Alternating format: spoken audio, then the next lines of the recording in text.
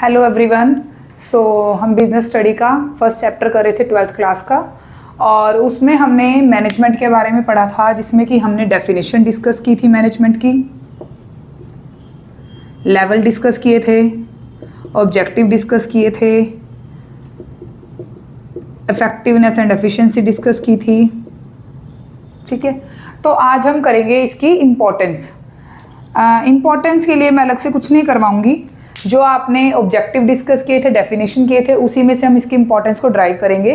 So first of all importance के लिए अगर आपको ऑब्जेक्टिव समझ आ गए हैं और इसकी डेफिनेशन समझ आ गई है तो आप मैनेजमेंट की इम्पोर्टेंस ईजिली ड्राइव कर लोगे। हमने डेफिनेशन ऑफ मैनेजमेंट में पढ़ा था कि इट इज़ अ प्रोसेस। तो फर्स्ट ऑफ ऑल आप क्या देखोगे, जो प्रोसेस है इम्पोर्टेंस में आप डाल सकते हो इसमें, इट इज़, हमने पढ़ा था ग्रुप एक्टिविटी है, ग्रुप एक्टिविटी।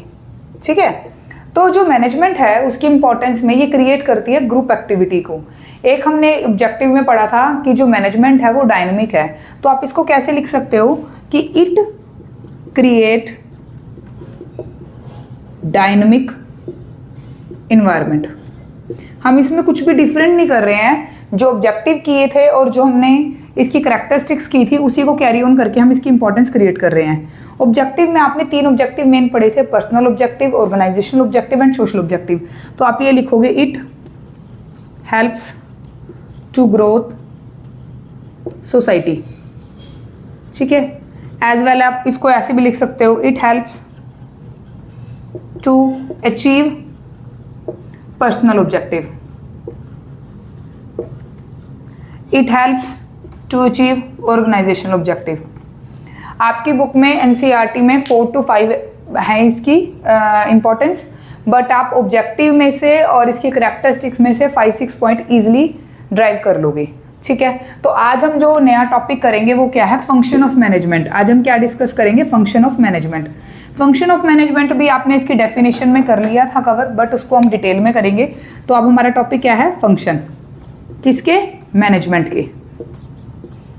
तो अगर हम इसके फंक्शन की बात करें तो मेन 4 फंक्शन हैं इसके, 4 फंक्शंस हैं। कौन कौन से, प्लानिंग,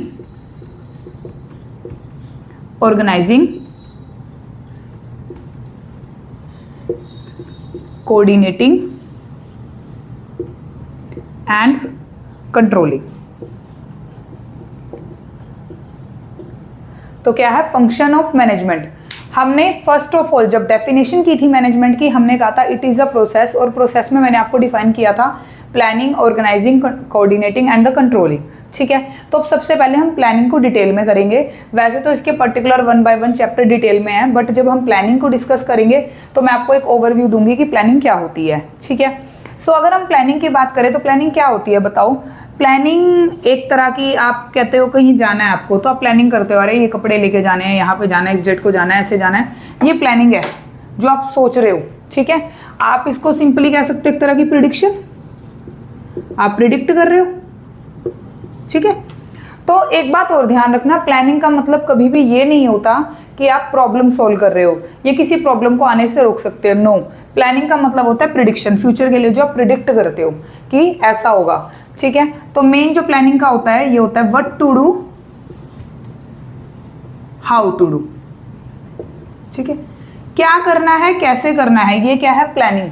ठीक है, फॉर एग्जाम्पल सिंपल सा कोई एग्जाम्पल ले लो कि आप एक, आपकी बुक में कैंडल वाला एग्जाम्पल है, बट हम नॉर्मली ले लेते हैं कि आपने एक फेयरवेल पार्टी ऑर्गेनाइज करनी है, तो आप सबसे पहले प्लानिंग करोगे, क्या करना है, कैसे करना है, ये प्लानिंग का पार्ट है। मतलब कुछ जो आपको करना है, कोई भी आप कोई ट्रिप ऑर्गेनाइज कर रहे हो या कोई आपको एक टास्क दे दिया वो कर रहे हो, तो उसमें फर्स्ट ऑफ ऑल आप क्या करोगे, प्लानिंग करोगे, what to do and how to do. Next step क्या है, ऑर्गेनाइजिंग। नेक्स्ट स्टेप क्या है, ऑर्गेनाइजिंग। ऑर्गेनाइजिंग क्या होता है, ऑर्गेनाइजिंग में होता है when to do and who to do, कब करना है और कौन करेगा, ये कौन डिफाइन करता है, ऑर्गेनाइजिंग। ऑर्गेनाइजिंग में जो मेन आप काम करते हो वो क्या करते हो, आप ड्यूटीज देते हो, टास्क है आपका, आप एलोकेशन करते हो,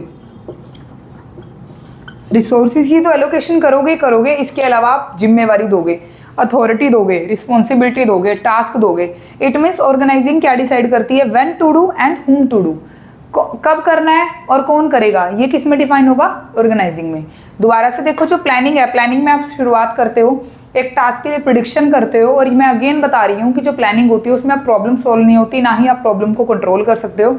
जस्ट वो आपको प्रिडिक्ट करता है what to do, how to do, problem को सॉल्व नहीं करते, बट आप उसके लिए प्लानिंग करते हो। Next one is organising, when to do, whom to do, कब करना है और कौन करेगा, ये हम किस में करते हैं, ऑर्गेनाइजिंग में। मेन फंक्शन क्या होता है, ड्यूटीज देना, टास्क देना, एलोकेशन करना, ड्यूटीज की, अथॉरिटीज की, रिसोर्सेज की। तो ऑर्गेनाइजिंग में ये है।